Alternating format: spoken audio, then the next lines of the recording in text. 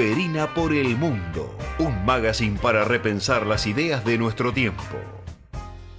Seguimos aquí en Perina por el Mundo esperando al señor Frigerio, que prometió que hoy iba a estar por acá después de su exitosa campaña en Entre Ríos.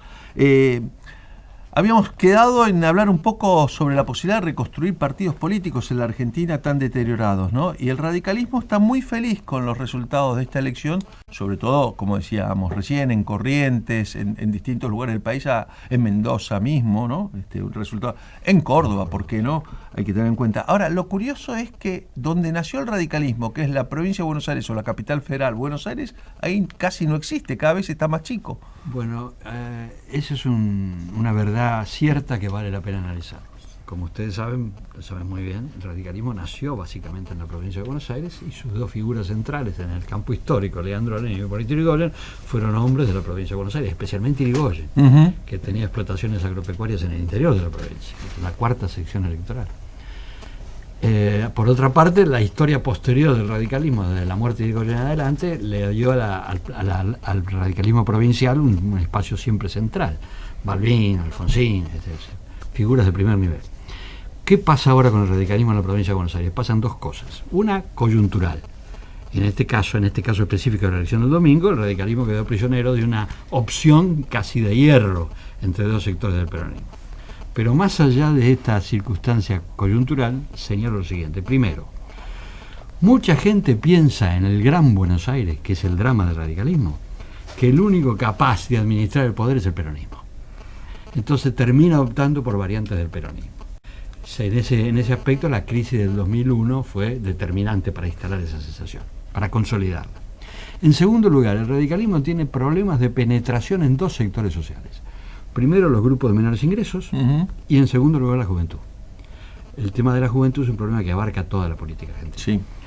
Pero digamos que en el caso específico del radicalismo, nosotros notamos que mantenemos el voto de los mayores de 50 años y vamos perdiéndolo a medida que la gente tiene menos edad, y por otro lado, mantenemos el voto de ciertos sectores de clase media y lo vamos perdiendo y no lo tenemos en los sectores populares.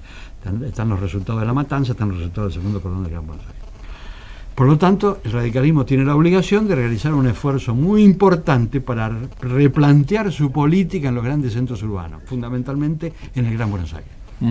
Pascual, siguiendo la misma línea, ¿no? El hecho de que ahora la política se volvió tan territorial y la importancia que tienen los intendentes o los minigobernadores, como les dice Jorge Asís, ¿no le ha quitado a la política una visión nacional y sobre todo la visión internacional? No hay nada más lejano que la figura presidencial que un intendente, porque el intendente se ocupa de alumbrado, barrido, limpieza, está muy cerca del vecino, conoce sus problemas, pero no se ocupa de lo que pasa en el mundo, de la inserción del país en el mundo y sobre todo lo que está pasando en otras regiones del país. El peronismo tiene ese problema también, ¿no? Sin duda. Creo que de todas maneras habría que empezar precisamente por el hecho de la desaparición de las organizaciones político-partidarias como estructuras nacionales, cuya ausencia es la que potencia el peso político de las figuras locales. Casella mencionó al pasar, y muy bien, la crisis del 2001 como un dato importante. Yo quisiera subrayar ese punto, no solamente en lo que hace el radicalismo, sino también en lo que hizo el peronismo. Porque cuando en diciembre del 2001, por así decirlo, colapsa el sistema político bipartidario de la Argentina, tal cual habíamos conocido por lo menos desde 1983, donde mal o bien, con aciertos y con errores, peronismo y radicalismo eran dos grandes fuerzas políticas que se alternaban en el gobierno, pasaron dos cosas. Por un lado, como producto de la crisis del gobierno de la Alianza, desapareció el radicalismo, no como fuerza política, sino como opción de gobierno para gran parte de la sociedad argentina. El peronismo se quedó, por lo tanto, solo en la cancha.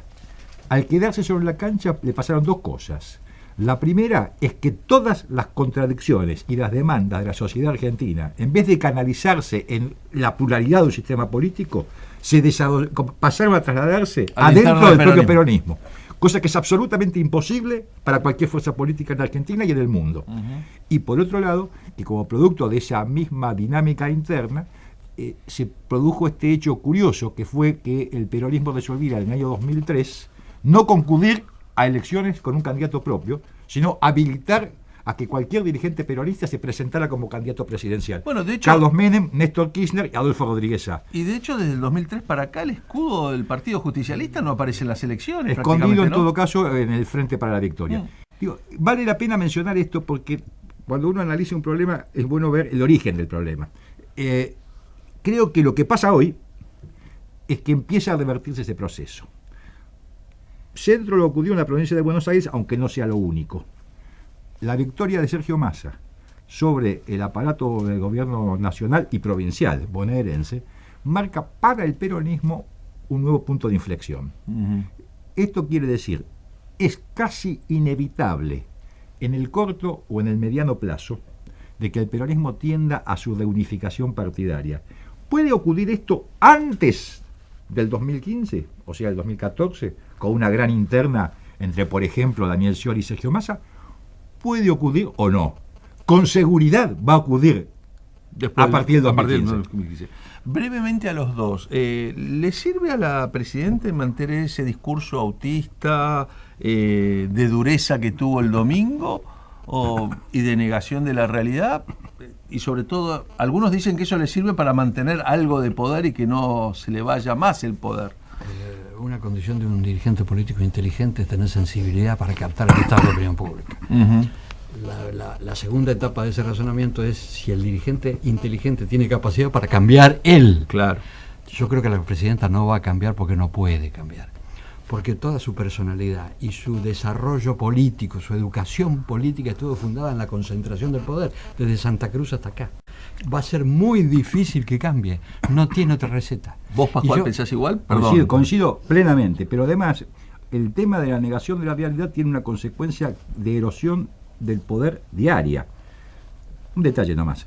Las declaraciones que ayer hizo Mario Isi, este pintoresco personaje ex intendente de José Cepaz, que en una frase no muy académica definió y hizo el balance del resultado electoral en la provincia de Buenos Aires, en una sola frase de Isi quedó destruida una hora de conferencia de prensa de Cristina Kirchner, más no menos de 20 explicaciones sesudas desde intelectuales de carta abierta hasta dirigentes del oficialismo que intentaban ocultar lo evidente. Bueno, les agradezco mucho a los dos, Juan Manuel, me quedé sin tiempo, pero no faltará oportunidad de venir a hablar. A disposición. Muchas gracias y hasta pronto.